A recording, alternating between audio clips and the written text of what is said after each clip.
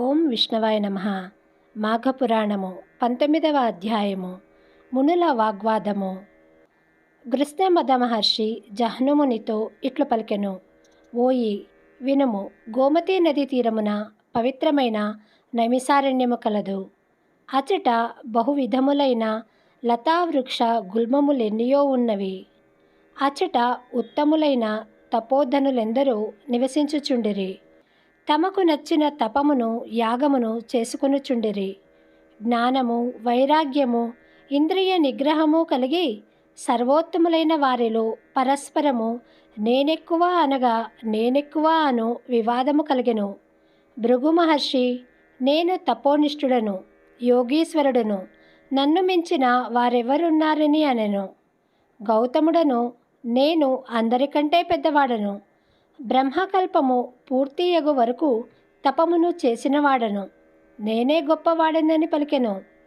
లోమసుడను ముని, నాకు సమానుడు లేడు, నేను మున్నులకే గురువునని ప్రకటించెను. గార్గ్యుడను ముని సభలో నిలబడి, వేద శాస్త్రాదులన్నయూ నాకు వచ్చును, కావున నేనే ఉత్తముడనని అనెను.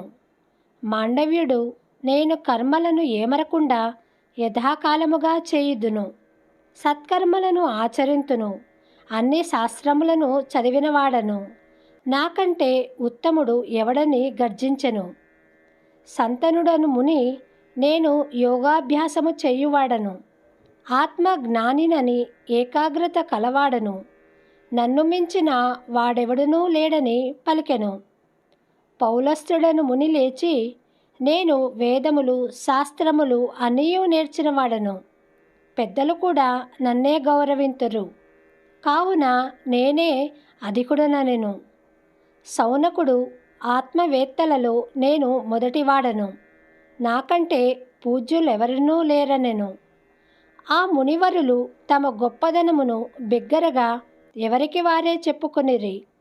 కొందరు కోపమును పట్టజాలక భృగు మహర్షి వద్దకు వచ్చి వాని జడలను లాగి పిడికళ్ళు బిగించి కొట్టిరి. ఒకరినొకరు దూషించుకొనుచు కొట్టుకొనుచు వారి దండములను ఛత్రములను లాగుచు కోలాహలమును పెంచిరి. ఇట్లు వారు పరస్పరము వివాదపడుచుండగా కలహప్రియుడైన నారదుడు వచ్చెను. కలహించుకొనుచున్న వారిని మరింత ఉద్రేకపరిచెను. వైకుంఠమును చేరి శ్రీహరికి ఈ విషయమును విన్నవించెను. శ్రీహరియు, నారదా, ఆ మునులు జ్ఞానులైనను నా మాయకు లోబడి కలహించుకొనుచున్నారు. వీరి వివాదము ఉపాయముచే శమింపచేయవలెను. నాకిష్టులైన సనక, సనందన, సనత్కుమార, సనత్సు జాతులను వారిని వివాదపడుచున్న మునీశ్వరుల వద్దకు పంపుదును. వీరు నలుగురును ఎల్లప్పుడూ 5 సంవత్సరముల వారుగానే ఉందురు. వీరి బాల్యమున చతుర్వేగములెన్నియో మార్లు గడిచినవి. వీరితో పాటు వృద్ధుడు బుద్ధిశాలియగు మార్కండేయును కూడా పంపుదును. అతడు 7 మహాకల్పములు జీవించువాడు. మునులకు మార్కండేయునకు వివాదము జరుగును. నారదా, నీవును అటకు పోయి చూడుము అని వానిని పంపెను. మార్కండేయ మహర్షి వివాదపడుచున్న మునుల వద్దకు వచ్చెను. క్రొత్తగా వచ్చిన మార్కండేయ మహర్షిని చూచి వివాదపడుచున్న మునులు వివాదమును ఆపి అస్పష్టములైన మాటలతో వానికి గౌరవమును చూపిరి. మార్కండేయుడును వారినందరినీ కుశల ప్రశ్నాధికముతో శాంతపరిచెను. ఇట్లు కొంతకాలము గడిచెను. కొంతకాలము గడిచిన తరువాత బ్రహ్మజ్ఞానులు, భగవద్గాన లాలసులగు సనక, సనందనాది మునులు నలుగురును అచటకు శ్రీహరిని కీర్తించుచూ వచ్చిరి. మార్కండేయ మహర్షియు వారిని చూచి ఎదురు వెళ్ళి నమస్కరించి ఆర్ఘ్య పాద్యములచే పూజించెను. వారి పాదములు కడిగిన నీటిని తన తలపై చల్లుకొనెను.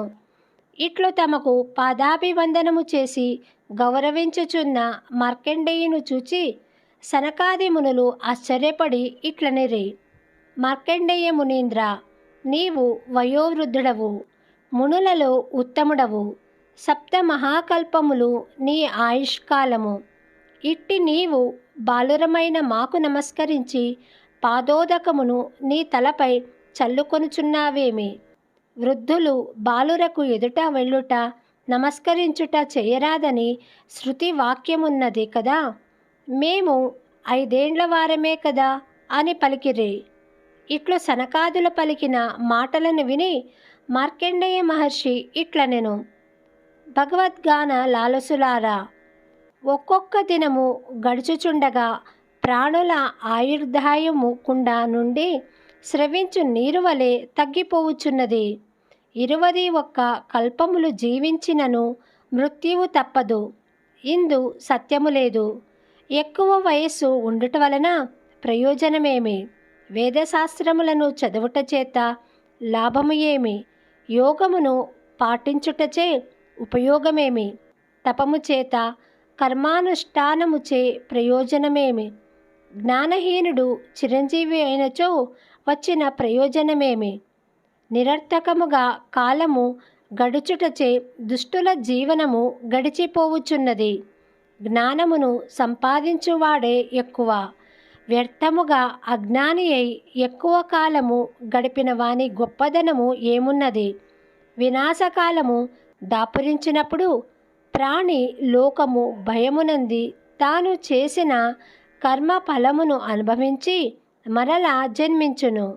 నిత్యము కాని దేహముతో విష్ణు కథా ప్రసంగము చేయువాని బ్రతుకు సార్థకమైనది. మహాత్ములైన సనక, సనందన, సనతుమార, సనస్సు జాతులారా, మీరు నిరంతరము విష్ణు కథా ప్రసంగమును చేయువారు. నిత్యము ఆయనను తలచి నమస్కరింతురు. శ్రీహరి ఎల్లప్పుడూ నీ హృదయ పద్మములందే ఉండును. మేము క్షణకాలమైనను విష్ణువును స్మరింపము. శ్రీహరి ప్రసంగములను కూడా చేయము. విష్ణుకథను మానిన వాడెంత వృద్ధుడైనను బాలుడు. విష్ణుకథను వినువాడినెంత బాలుడైనను వృద్ధుడే. నిరంతరము హరికథా ప్రసంగము చేయు మీరు బాలురైనను వృద్ధులే. హరికథా ప్రసంగము లేని వారెంత వృద్ధులైనను బాలురే. కావున మాకంటే మీరే గొప్పవారిని మార్కండేయ మహర్షి సమాధానమునిచ్చెను.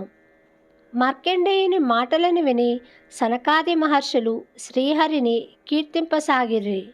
వారి మాటలను వినుచున్న మునులు తమలో తాము ఎక్కువ తక్కువ అనుకొనుట మూర్ఖత్వమని గమనించుకొని సిగ్గుపడిరి. వారందరూ మార్కండేయ మహర్షికి సనకాది మునులకును పాదాభివందనము చేసిరి. మేము మీ వలన విష్ణుకథా ప్రసంగపు విలువను తెలుసుకొంటిమి. కావున విష్ణు భగవాని మహిమ నెరుగు శక్తి ఇండని ప్రార్థించిరి. నారదులను శ్రీహరి వద్దకేగి జరిగిన దానిని చెప్పిరి. అప్పుడు శ్రీహరి వ్యాసరూపమున సూతునకు సర్వశ్రుతుల జ్ఞానమును బోధించెను. సూతుని వలన మునులు మొదలగు వారందరూ శృతుల సారము నిరిగిరి. సౌనకుడు మొదలగు మునులను అహంకారము మొదలైన మనోవికారములను విడిచి ప్రశాంత చిత్తులై పరమేశ్వర జ్ఞానము, పరమేశ్వర చింతనము కలిగి ఉండిరి. హారకేయురాది భూషణములు తమ తమ విభిన్న రూపముల నందినను కరిగిపోయి తుదకు తమ మూలధాతువైన సువర్ణముగా అయినట్లుగా ప్రాణులను తమ తమ కర్మ విశేషమును అనుసరించి వివిధ రూపములు పొంది తుదకు పరమాత్మ భావనమునని చేరును. వేదాంగములను సర్వశాస్త్రములను అభ్యసించి పరమాత్మ మహాత్మ్యము నెరిగి పరమాత్మ చింతనమును చేసి భగవదను గ్రహమును అందుటయే జ్ఞానమునకు ఫలితము. మాఘమాసాది వ్రతములు భగవచ్చింతనను నిరంతరముగా అలవాటు చేసి జీవులను తరింపచేయును. జహ్నుమునీశ్వర, మాఘమాస వ్రతాచరణ భగవచ్చింతనమును జీవికి అలవాటు చేయును.